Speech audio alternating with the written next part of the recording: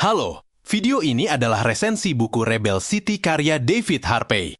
Buku ini membahas mengenai hak atas kota, yaitu hak warga untuk ikut menentukan arah kota. Harpey ingin menunjukkan bagaimana krisis ekonomi sering diselesaikan lewat pembangunan besar-besaran. Tapi dampaknya kerap berupa penggusuran, privatisasi ruang publik, dan kota yang makin terbelah. Selamat menyaksikan. Kota bukan cuma tempat tinggal. Kota adalah pabrik yang membentuk hidup kita, serta menjadi arena perebutan kuasa.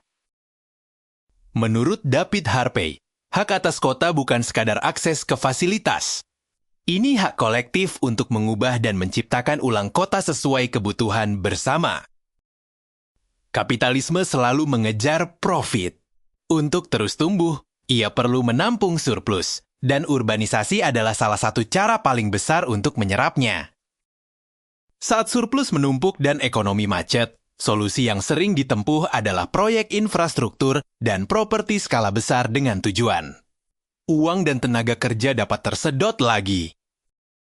Urbanisasi sering diartikan sebagai pembangunan yang menggusur. Yang paling dulu kena dampaknya adalah warga miskin dan kelompok yang tak punya kuasa politik. Lorong kumuh hilang di pusat kota, tapi muncul lagi di tempat lain.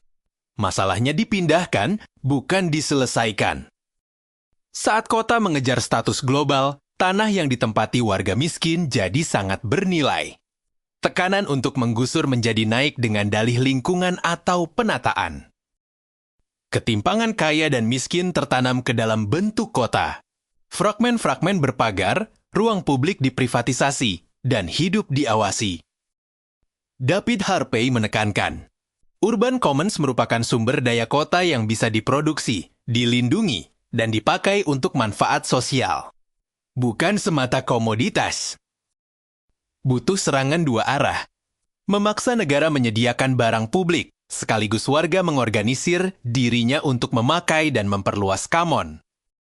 Kapital mengejar keunikan, sejarah, dan budaya kota lalu menguangkannya. Tapi ruang budaya ini juga bisa jadi celah lahirnya gerakan tandingan. Dari sejarah, gelombang protes sering menular lewat jaringan kota. Dan ada sesuatu di udara kota yang terus mencari bentuk politiknya. Taktik okupasi. Ambil ruang pusat taman atau alun-alun kota dan ubah jadi common politik. Ruang diskusi terbuka untuk melawan kuasa uang. Inti tuntutannya sederhana tapi radikal. Kontrol demokratis atas bagaimana surplus diproduksi dan dipakai. Karena urbanisasi adalah saluran besar penggunaan surplus itu. Kalau kota dibentuk oleh kita, maka hak paling penting adalah kita ikut menentukan masa depan kota.